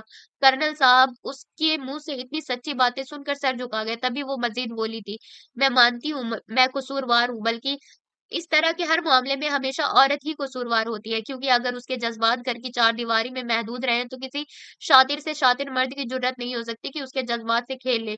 मगर मोहब्बत के नाम पर धोखा खाया है मैंने और यही जज़्बा हर औरत की शिकस्त का बायस बनता है। फिर अब क्या करोगी तुम? क्या अपने घर जाना चाहोगी? नहीं, अब वहाँ क्या बचा है मेरे लिए? मेरी इज़्ज़त आपके बेटे के हाथों बर्बाद हुई है। अब ये आपका फ़र्ज़ है कि आप मेरी वो खोई हुई इज़्ज़त वापस लौटाएँ। अचानक उसने सर उठाकर उनकी आँखों में देखते हुए कहा था, कैसे? उन्होंने इस्तफ़सार किया, मुझसे शादी करके। व्हाट? अज़हद हैरानी का शिकार होकर एक झटके से वो उठ बैठे थे, मगर महानूर किसी तरह अपने मौक़िफ़ से पीछे हटने को तैयार नहीं थी। उसे अपनी मोहब्बत की तौहीन का बदला लेना था और इससे बेहतर बदला क्या होता कि वो खुद को बर्बाद करने वाले शख्स के घर का सुकून बर्बाद करके रख देती। कर्नल साहब उसे समझाने की हर मुमकिन कोशिश के बाद भी आखिर खामोश हो गए थे। सरमत जब तक महानूर के बताए गए एड्रेस पर पहुंचा वहां चिड़िया खेत चुप गई थी। महानूर उसी का इंतजार कर रही थी कि कतई गैर मुतवक्को तौर पर अजान के पापा वहां पहुंच गए। वो अपनी आर्मी जीप पर थे और आते ही उन्होंने अजान के चारों दोस्तों को अरेस्ट कर लिया था, जो उन्हें कतई न पहचानते हुए उनके चाल में आकर खुद उन्हें गाहक के तौर पर फ्लैट में ले आए थे। कल रात इत्तेफाक से उन्होंने अज़ान को उन्हीं दोस्तों के साथ फ़ोन पर बातें करते हुए सुन लिया था। फिर उन्होंने ही उसे खूब पीट कर उससे सारी कहानी और एड्रेस उगलवाया था। वो अस्पताल पहुँच गया था और कर्नल साहब इधर आ गए थे। अपनी मसरूफियत और नाकिस तरबियत का अब एहसास हो रहा था उन्हें, जब पानी सर से ऊँचा हो गया था। सरमद महानूर के बताए गए घर पर ताला लगा देखकर बेहद मायूस हुआ था। अगले 2 रोज़ में उसे इमरजेंसी बिज़नेस के सिलसिले में आउट ऑफ कंट्री जाना था और जाने से पहले उसकी भरपूर कोशिश थी कि वो महानूर से मिल कर जाए, मगर शायद किस्मत को ये मंज़ूर नहीं था। वो जब दुबई जाने के लिए अपना सामान पैक कर रहा था, तो बेहद मलूल था।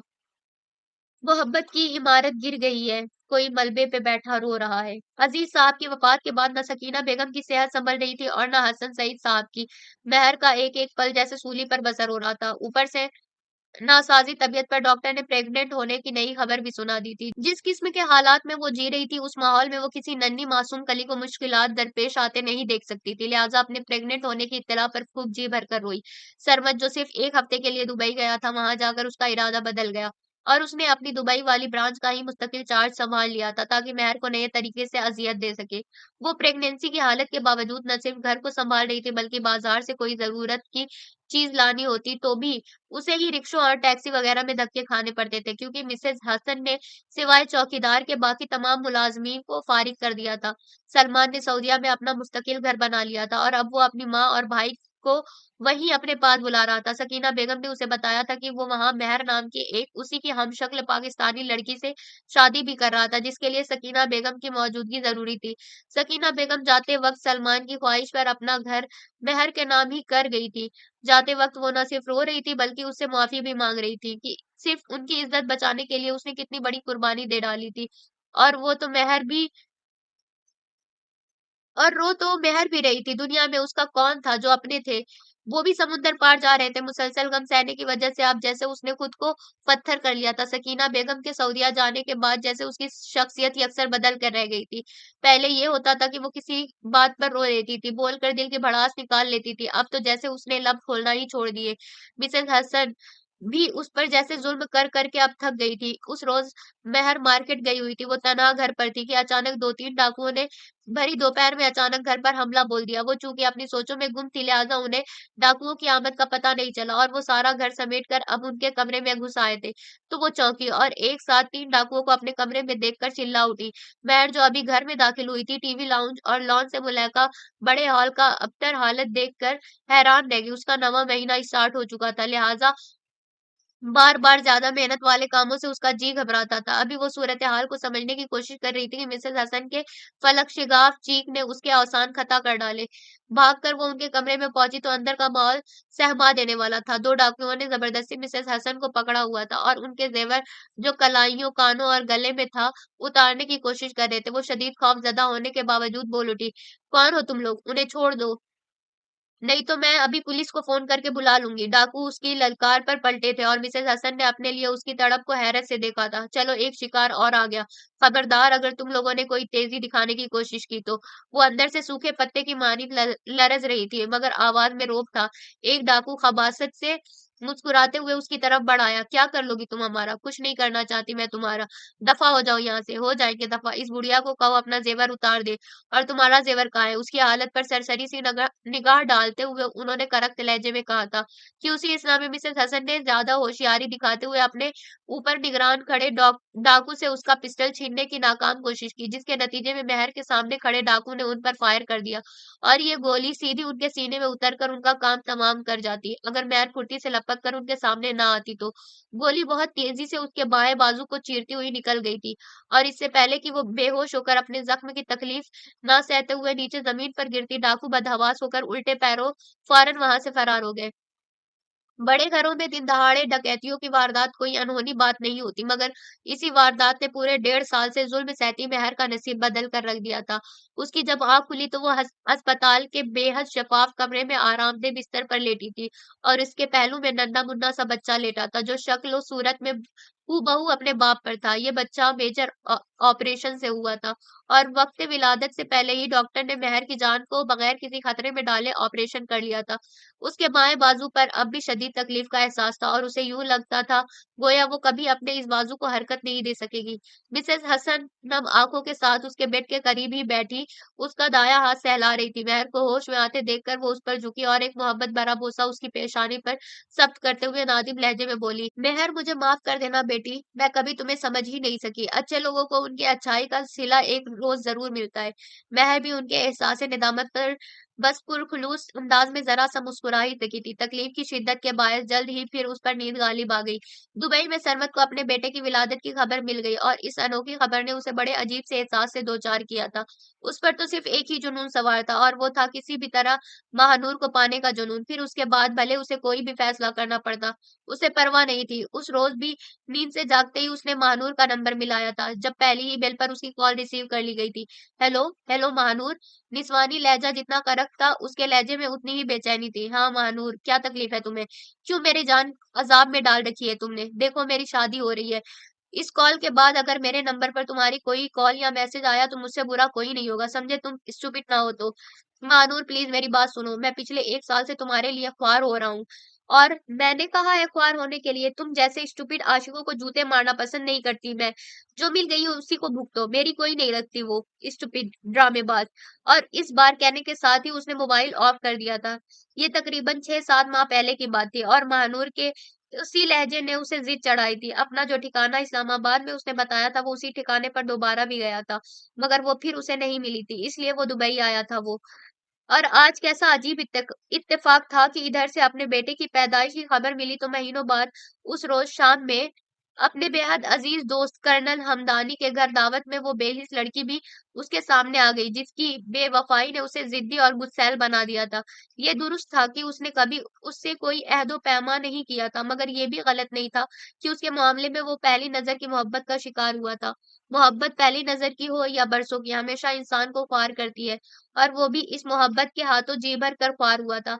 अली इन दिनों दुबई ही आया हुआ था और यहाँ इस दावत में उसके साथ शरीक था। कर्नल हमदानी अपने दूसरी शादी पर अजहद खुश दिखाई दे रहे थे, जबकि अली महानूर पर टिकी उसकी धुआं धुआं निगाहों का मफहूम पढ़ते हुए उससे कह बैठा, अगर मुझे कोई गलती नहीं हो रही तो ये सामने जो मॉडर्न सी बेबाक लड़की खड़ी है कर्नल साहब की सेकंड वाइफ, यही महबूबा है ना तुम्हारी? वो उसके इस कदर दुरुस्त कयास पर न सिर्फ चौंका था बल्कि अजहद परेशान भी हुआ था। पता नहीं, चल घर चलते हैं, वो बेजार हो रहा था। लहजे में छुपी उदासी और इस्तराब अली से मख्फी न रह सकी। हाँ चल, यहाँ तो उसे किसी और के पहलू में खड़े देखकर दिल से धुआं निकल रहा रहा होगा तेरे। शट अप, तुर्शी से कहता वो पलटा था और कर्नल साहब को बताए बगैर उनके घर से बाहर निकल गया था। आज उसका ये गुमान टूट गया था कि उसके साथ कोई जुल्म हुआ होगा। कितनी खुश और मुतमईन लग रही थी वो अपनी उम्र से डबल मर्द के साथ ब्याह रचाकर। कैसी फातिहाना चमक थी उसकी आंखों में, जैसे सारी दुनिया फतह कर ली हो उसने। वो गाड़ी में आकर बैठा तो अली ने जबरन ड्राइविंग सीट अपने कब्जे में ले ली। कुरान पाक में अल्लाह का ये इरशाद कि इंसान शर को ऐसे मांगता है जैसे खैर को, मगर अल्लाह बेहतर जानने वाला है, वो गालिब हिकमत वाला है। ये शायद तुम जैसे लोगों के लिए ही फरमाया गया है। चंद लम्हों की खामोशी के बाद उसने कहना शुरू किया था। सरमद खामोशी से खिड़की से बाहर देखता रहा। इतना ही दिल था इस लड़की पर तो मुझसे कहते, सिर्फ 5,000 में मिलवाता तुम्हें। अब के उसने रुख फेर कर उसे देखा था। तुम कैसे जानते हो इसे? इस्लामाबाद में एक बार मिला हूं इससे, शब गुजारी थी उसके साथ, और अब तक उसी पर नादिम हूँ। दिन रात पांचों नमाजों में दुआ के वक्त आंसू नहीं रुकते मेरे। उसका पेशा था और मेरा तुम्हारी भाभी से गुस्सा। फिर दोस्तों ने मजीद दिमाग खराब कर डाला। सच कहा है अल्लाह की पाक जात ने कुरान में, इंसान बड़ा नाशुक्रा है। उसने मोमिन मर्दों के लिए मोमिन औरतें और बदकिरदार मर्दों के लिए बदकिरदार औरतें लिख दी है। मैं मेहर भाभी को जानता हूँ, इंतहाई बेमिसाल खातून है। उस पर शायद उस परवरदिगार की नजर में तुम मोमिन हो, इसीलिए उसने इस लड़की की जगह उस लड़की को तुम्हारा हमसफर बना दिया जो पाक और साफ है, शरीफ और बाकिरदार है। और मैं शायद मोमिन नहीं हूँ, इसलिए मुझे हम सफर भी वैसा ही मिला जैसा मैंने चाहा था। उसका ब्रेन वॉश करने के लिए वो अपना कितना बड़ा राज उस पर अफशा कर गया था। सरमत की आंखें हैरानी से खुली की खुली रह गई थी। कैसा दिन था आज का! एक के बाद एक पहाड़ गिर रहा था उस पर। अली उसे उसके घर पर छोड़कर आगे निकल आया तो उसने बेडरूम में आते ही नींद की गोलियों की बोतल उठाई, 2 गोलियां फांक कर एक ही घूंट में पानी का पूरा गिलास खाली कर डाला। कितना बड़ा धचका लगा था उसके आसाब को ये जानकर, जिसे वो समुंदर समझकर पाने की जिद कर रहा था, वो गंदा जौहर था, और खुदा की पाक ज़ात ने उसे जौहर से महफूज रखने के लिए किस किस तरीके से उसकी मदद नहीं की थी, जबकि वो पिछले 1 साल से नमाज को भूल ही गया था। सिर्फ इस गुस्से में खुदा ने उसकी दुआ कबूल करके उसकी मनपसंद लड़की क्यों नहीं दी। वो बाकी हजार नेमतों के लिए उसका शुक्र अदा करने से ही मुनकिर हो गया था। जब से वो जागा था तभी से रो रहा था। सर, ये पाकिस्तान से लेटर आया है आपके लिए। वो रो रहा था जब उसके जाती मुलाजिम ने सफेद रंग का एक नफीस सा लिफाफा उसके हाथ में थमा दिया। मुलाजिम को रुखसत करने के बाद उसने बेड क्राउन से टेक लगाकर वो खत चाक किया था। अंदर मोतियों सी हैंडराइटिंग उसकी बसारत के मुंतजिर थी। सलाम दुआ के बाद लिखा था, सरमद, आप सोच नहीं सकते कि इस वक्त मैं अपने दिल में आपके लिए कितना दर्द महसूस कर रही हूँ। सिर्फ मेरी वजह से आपने अपने वालिदैन के साथ साथ अपने घर, शहर और मुल्क को भी खैराबाद कह दिया है। मुझे आपकी तकलीफ का एहसास है और मैं शादी की पहली रात ही आपको सब कुछ साफ-साफ बताना चाह रही थी, मगर आपने मुझे बोलने नहीं दिया। अब मज़ीद बोझ अपने अंदर नहीं रख सकती, मैं इसीलिए कुछ बातें शेयर कर रही हूँ आपसे।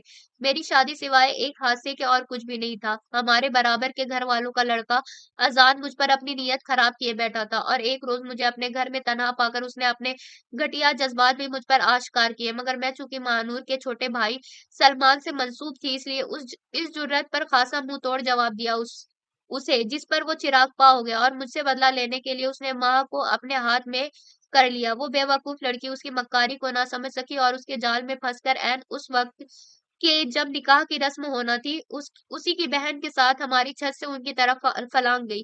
बाखुदा अगर हमें ज़रा-सा भी उस पर शक होता या उसकी इस हरकत का इल्म होता तो हम कभी बारात अपने दरवाजे पर ना बुलाते। सकीना आंटी और अजीज अंकल, जो मेरे लिए माँ बाप की वफात के बाद माँ बाप का दर्जा ही रखते हैं, वो मानूर की इस हरकत पर बौखला गए थे।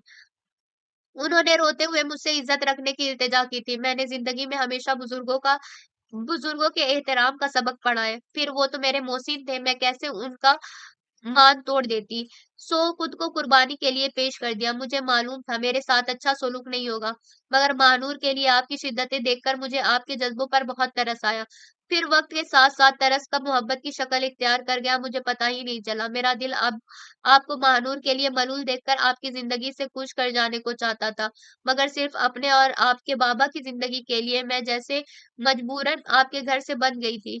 बाबा मेरी दूरी का दुख नहीं सह सकते थे, और मैं मजीद किसी दुख, किसी आजमाइश के लिए तैयार नहीं थी। सो आपकी नफरत को भी मोहब्बत समझकर दिल से लगाती रही। और अब जबकि कुदरत ने मुझे आपके हक में थोड़ा सा मजबूत किया तो इस नई आजमाइश में डाल दिया। पता नहीं मुझसे आपकी बेतहाशा नफरत इस मासूम रूह पर क्या असर डालेगी, जो अभी इस दुनिया में आई भी नहीं। तहे दिल से दुआ कीजिएगा कि आपके बच्चे को जन्म देते हुए वो परवरदिगार मुझे अपने पास बुला ले, और आप पूरी आज़ादी के साथ मनचाही ज़िंदगी बसर कर सकें। हो सके तो माफ़ कर दीजिएगा। हमेशा आपके लिए दुआ गो, मेहर। खत मुकम्मल पढ़ने के बाद उसने गहरी साँस भरी और पलकें मूंद कर सर तकिए पर टिका दिया। जाने उसने वो खत कब लिख कर पोस्ट किया होगा। उसका दिल एकदम से ही अपने बच्चे को देखने के लिए मचल उठा। पूरा 1 साल बीत गया था उसे बेकल ज़िंदगी बसर करते। पाकिस्तान में रमज़ानुल मुबारक का चाँद नज़र आ गया था। मिसेज़ हसन ने उसे ख़ुसूसी फ़ोन करके पाकिस्तान चले आने का हुक्म दिया था, मगर उसने माज़रत कर ली। वो खुद को उस औरत के सामने जाने के काबिल ही नहीं समझता था, जिसे पिछले 1.5 साल में अज़ियत देने का कोई मौका भी उसने हाथ से जाने नहीं दिया था। मेहर की ज़िंदगी में नन्हे-मुन्ने बच्चे की आमद के बाद बज़ाहिर तब्दीली आ गई थी, मगर इस बार रमज़ान का चाँद भी उसके लिए उदासी लिए हुए था। हसन साहब अपने पोते की आमद के बाद जैसे दोबारा जी उठे थे। मिसेज़ हसन के लिए भी वो नन्हा फ़रिश्ता किसी नेमत से कम नहीं था। दोनों हर पल उसी के साथ मसरूफ रहते और मेहर का दिल हर आहट पर धड़क उठता। उसे यकीन नहीं था, मगर थोड़ी-सी उम्मीद ज़रूर थी कि शायद वो अपने बेटे को देखने आ जाए, मगर वो नहीं आया। 1, 2, 3 कितनी ही ईदें गुज़र गईं, उसका इंतज़ार करते-करते। अब तो हसन साहब भी जैसे अंदर से टूटने लगे थे। मुन्ना अब पूरे 4 साल का हो गया था। उसकी ज़बान इतनी मीठी थी कि हर कोई उसका गिरविदा होकर रह जाता। मेहर अब उसके नन्हे वजूद में ज़िंदगी की दमक तलाशी थी। वो एक पल के लिए भी निगाहों से ओझल हो जाता, तो उसकी जान पर बन जाती। उस रोज़ वो अभी छत से रमज़ानुल मुबारक का चाँद देखकर नीचे उतरी ही थी कि अपने बेटे को मोबाइल पर किसी से बातें करते देखकर हैरान सी उसके पास चली आई। करीब आने पर पता चला कि वो सरमद से ही पहली बार बात कर रहा था। पापा, आप कब आएँगे? मिसेज़ हसन उसके पास बैठी उसे कहलवा रही थी। उसका दिल फिर दुःख से भर गया। भला ईदें, बकरीदें अब उसके लिए क्या मानी रखती थी? पापा, मैं साद हूँ, मम्मा का बेटा। दादू कह रही है कि आप मेरे पापा हैं। वो फिर कह रहा था। महर सर्द हाथ-पाँव लिए बेड के एक कोने पर टिक गई। पापा, मम्मा मेरे साथ नहीं खेलती। दादाजी और दादी जान खेलती हैं। वो छोटा-सा था, मगर बहुत होशियार था। महर ने शिकायती निगाहों से मिसेज़ हसन की तरफ देखा और अपना दुःख ज़ब्त करती कमरे से बाहर निकल गई। एक मर्तबा फिर पूरा रमज़ान बीत गया, मगर वो नहीं आया और इस बार भी उसे पूरा यकीन था कि वो नहीं आएगा। अज़ान अपनी मम्मा के साथ पार्टी से घर वापस आया तो बेहद थका हुआ था। कर्नल साहब तो वैसे ही घर पर नहीं रहते थे। ऊपर से बहन की शादी के बाद वो मज़ीद तन्हाइयों और बोरियत का शिकार होकर रह गया। क्योंकि मिसेज़ हमदानी की अपनी मसरूफ़ियात थी, उनके पास घर को वक़्त देने की फ़ुर्सत ही नहीं थी। वो बाहर जाने का सोच रहा था कि उस रोज़ कर्नल साहब घर चले आए। गेट खोलने वाला वही था, क्योंकि मिसेज़ हमदानी घर में आते ही अपने कमरे में घुसकर सो गई थी। अभी थोड़ी देर पहले शदीद बारिश बरसी थी और अब हवा में खुनकी का एहसास जिस्म को कँपकपा रहा था। पापा, आओ माँ, अंदर आ जाओ। बाजुओं में 2-3 साला बच्चा उठाए वो अब पीछे पलट कर कह रहे थे। अज़ान गेट से अंदर दाखिल होने वाली शख्सियत को देखकर शॉक्ड रह गया। तो तुम यहाँ क्या कर रही हो? कतई बेसाख्तगी में वो पूछ बैठा था, जब कर्नल साहब रौब से बोले, अदब से बात करो अज़ान, अब ये तुम्हारी स्टेप मदर है। व्हाट? उसके सर पर जैसे कोई पहाड़ आ गिरा था। माँ कहाँ है तुम्हारी? ज़रूर किसी पार्टी वगैरह में ही गई होगी। नज़ाकत से महानूर का हाथ थाम कर वो आगे बढ़े। नज़ाकत से महानूर का हाथ थाम कर वो आगे बढ़ते हुए बोले थे। अज़ान में जैसे हिलने की सकत नहीं रही थी। महानूर की मुस्कुराती आंखों में वाज़े लिखा था। क्यों? कहो, कैसी रही? पिछले 4 सालों से वो इसी लम्हे के इंतज़ार में बेकरार थी। उसकी ज़िद पर कर्नल साहब ने इस शादी को खुफिया रखा था। सिर्फ उनके चंद करीबी दोस्त ही इस मामले को जानते थे और वो भी पाकिस्तान में नहीं रहते थे। अज़ान को यकीन ही नहीं आया कि वो लड़की उसके साथ इतना बड़ा खेल खेल सकती है। अगर इब्तिदा में उसे पता चल जाता तो शायद नौबत कभी यहाँ तक ना आती। मिसेस हमदानी को पता चला तो उन्होंने भी खूब वावेला मचाया, जिस पर वो गरज कर बोले, बंद करो ये ड्रामा। तुम्हारी इतनी ही जज्बाती वाबस्तगी होती मेरे साथ तो सही मानों में बीवी बनकर रहती तुम। तुम्हारे पास फुर्सत है मेरे लिए, इस घर के लिए, अपने बच्चों के लिए? सिर्फ तुम्हारी वजह से पूरा घर तबाह हो गया मेरा। तुम्हारी बेपरवाही और नाकिस तरबियत ने दोनों बच्चों को इस हद तक बिगाड़ दिया कि आज इन दोनों की वजह से मैं किसी को मुंह दिखाने के काबिल नहीं रहा। तुम्हें अब भी इस घर में रहना है तो रहो, नहीं तो मैं तुम्हें तलाक देने को तैयार हूँ। महानूर के बतन से पैदा हुआ उनका बेटा अब भी उनकी गोद में था। मिसेस हमदानी को यकीन तो हो क्या, गुमान भी नहीं था कि हमेशा उनसे दब कर रहने वाले उनके शौहर उम्र के इस मोड़ पर ऐसा भी कोई कदम उठा सकते हैं। शायद मान टूट जाए तो यूं ही चुप लग कर रह जाती है। अजान को लगा शायद उसने खुद अपनी माँ के हक पर डाका डाला हो। ईद के मुकद्दस और मुबारक मौके पर ऐसी शिकस्त का उसने तसव्वुर भी नहीं किया था। मेहर बेटे, मैंने मेहंदी भिगो कर रख दी है, सोने से पहले याद से लगा लेना। पिछले हर साल की तरह इस साल भी चांद रात में वो उसे कहना नहीं भूली थी। मेहर जो शदीद सर्दी में बर्तन धो रही थी, उनके हुक्म पर महज सर हिलाकर रह गई। उसकी आंखें अब भी आंसुओं से भरी थी। पिया की दीद के बगैर कैसी ईद थी। हर साल चांद रात में वो मेहंदी लगाने का वादा करती और जानबूझकर सो जाती। सुबह मिसेस हसन उससे सवाल करती तो वो मुस्कुराकर नींद आ जाने का बहाना तराश कर उन्हें टाल देती। चूंकि वो भी उसके दिल के हाल से मुकम्मल बाखबर थी, लिहाजा ज्यादा इसरार ना करती। हर साल की तरह इस साल भी उसने अपने लिए कोई चीज नहीं खरीदी थी। बाहर मस्जिदों में ईद की नमाज के लिए ऐलान हो रहे थे, खुशी में पटाखे फोड़े जा रहे थे, मगर उसका दिल घुट रहा था। हमेशा के लिए अपने नापसंदीदा और कब माया होने का दुख उसे रुला रहा था। पूरे रमजान में सिर्फ जाग जाग कर अपने अल्लाह की इबादत करती रही थी या रोती रही थी। अभी थोड़ी देर पहले उसने साद को बहला फुसला कर सुलाया था। मिसेस हसन इशा की नमाज के बाद अपने और हसन साहब के मुश्तरका कमरे की तरफ बढ़ रही थी कि गेट पर होने वाली बेल के अंदाज ने उन्हें चौंका डाला। अंदर किचन में बर्तन धोती महर का दिल भी बहुत जोर से धड़का था। महर, सरमद आ गया है बेटे। फौरन लपक कर किचन के दरवाजे पर खड़ी होकर उन्होंने अपने कयास के बलबूते पर बेकरार लहजे में उससे कहा और फौरन गेट की तरफ बढ़ गई, जहां उनका पुराना चौकीदार बेहद खुशी के आलम में सरमद की गाड़ी को गेट से अंदर दाखिल करवा रहा था। वो कांपते हाथ पांव के साथ वहीं लॉन से मुलहका बरामदे में खड़ी हो गई। सरमद गाड़ी पार करके उनके करीब आया तो उनकी आंखें आंसुओं से भीग चुकी थी। अस्सलाम वालेकुम अम्मी, कैसी हैं आप? वालेकुम अस्सलाम। माँ की याद आ गई तुझे? जी, हर लम्हा मेरी माँ मेरे साथ रहती है। इस बार सोचा चलो थोड़ा सरप्राइज दे दिया जाए। वो पहले से मोटा और ज्यादा खूबसूरत हो गया था। वो उसकी बलाएं लेती उसे अंदर ले आई। महर किचन के दरवाजे पर खड़ी थी। सरमद की पहली निगाह जो ही उस पर पड़ी वो ठिठक कर रुक गया। चंद साल पहले यही लड़की उसे कबूल सूरत भी नहीं लगी थी, मगर अब उस चेहरे से बढ़कर दुनिया में कोई दूसरा चेहरा नहीं था उसके लिए। खुद को उसकी मोहब्बत का एहसास दिलाने के लिए उसने 4 साल अपने आप को तन्हाइयों की सलेब पर लटका दिया था, मगर अब अपने बेटे की आवाज सुनने के बाद उसके पहाड़ से ज़ब्त की मजबूत चट्टानें टूट गई थी और वो जल्दी-जल्दी अपना बिज़नेस दुबई से वाइंड अप करने की कोशिश में पूरा रमज़ान वहीं गुज़ार गया था। वो उसके सामने खड़ी रो रही थी और सरमद यकटक उसे देखे जा रहा था। तभी मिसेज़ एहसान ने उसका कंधा हिलाया था। "चलो अपने अब्बू से मिल लो, अभी तक जाग रहे हैं।" साद भी उन्हीं के साथ लेटा है, बिल्कुल इसी तरह जैसे तुम उस उम्र में उनके साथ लेटा करते थे। उन्होंने बताया तो उसके अंदर बेटे को देखने की तड़प बढ़ गई। महर की निगाहों से निगाह छुड़ाता अपने दोनों बैग वहीं हॉल कमरे में रखकर वो बेताबी से हसन साहब के कमरे की तरफ बढ़ गया। अगले 30 मिनट में वो अपने कमरे में पलट कर आया तो महर बेड पर बैठी दोनों हाथों में चेहरा छुपाए रो रही थी। उसने पलट कर दरवाजा बंद किया और दबे पांव चलता बेड पर उसके पहलू में आ बैठा। ईद मुबारक। शरारत से अपना मुंह उसके कान के करीब करके जो ही उसने कहा, महर ने चौंक कर उसकी तरफ देखा और फिर जैसे बेहोश होते होते बची। आंखों में कितने मुख्तलिफ रंग लिए वो उसकी तरफ देख रहा था। महर फौरन उसके करीब से उठी थी। क्या हुआ? अब क्या मैं तुम्हें ईद मुबारक भी नहीं कह सकता? वो भी बेड से खड़ा हो गया था। महर की समझ में नहीं आया वो उससे क्या कहे। पहले दिन से लबों पर जो चुप चिपका कर लाई थी, अभी तक वही चुप होठों पर चिपकी है। कितनी गलत बात है ये। 4 साल बाद अपने घर आया हूँ। तुम्हारी जगह कोई और लड़की होती तो अपने पिया को इतने मुबारक मौके पर देखकर कड़े लगाती फिरती, मगर एक तुम हो कि आंसू ही नहीं थम रहे तुम्हारे। अंदर समुंदर फिट करवाया हुआ है क्या? कतई बदले मिजाज के साथ वो उसके गलत खदशात को मजीद पुख्ता कर रहा था। अपनी दूसरी बीवी को साथ क्यों नहीं लाए? कौन सी दूसरी बीवी? उसके कतई गैर मुतवक्को सवाल पर वो हैरान भी हुआ था और हंसा भी था। महर उसे देख कर रह गई। क्या आपने दुबई में दूसरी शादी नहीं की? क्या मुझे वहां दूसरी शादी करनी चाहिए थी? उसे जवाब देने के बजाय गहरे पुरशौक निगाहों से उसकी सिम देख तकते हुए उल्टा वो उससे पूछ रहा था। महर बौखला कर रह गई। मगर सकीना आंटी ने तो फोन पर बताया था कि उसने, मेरा मतलब है महानूर ने, शादी कर ली है दुबई में। हाँ, मेरे एक करीबी दोस्त से की है। तुम्हारे पड़ोस में रहते हैं शायद। उसी लड़के के वालिद है जो उसमें इंटरेस्टेड था और जिसने बाद में उसे जलील भी किया। बहरहाल मेरा नहीं ख्याल कि हमें इस मौके पर उसे डिस्कस करना चाहिए। पिछले 4 सालों ने कितना बदल डाला था उसे। वो जिसके बुरे रूप से भी मोहब्बत कर बैठी थी, अब वही शख्स सरापा मोहब्बत बनकर उसके मुकाबिल खड़ा था। क्या ये उसकी अनगिनत दुआओं का हासिल था? हाँ, मगर आप तो उससे, बस महर प्लीज कुछ मत कहना सुनना। पूरे 4 साल अपने एहतिसाब की भेंट चढ़ा दिए हैं मैंने।